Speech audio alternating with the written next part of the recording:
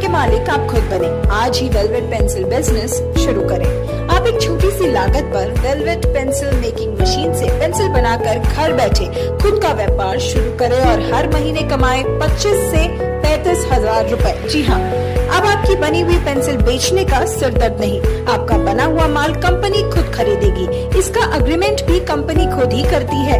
सिर्फ 5 से 6 घंटे प्रतिदिन काम करें और खुद का व्यापार आज ही करें शुरू। अधिक जानकारी के लिए संपर्क करें दिए हुए नंबरों पर।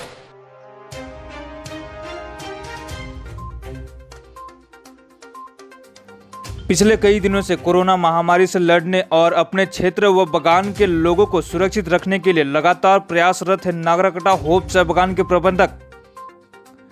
बागान प्रबंधक द्वारा अपने बागान में नियमित रूप से जागरूक करना और क्षेत्र को सैनिटाइज करना जारी है।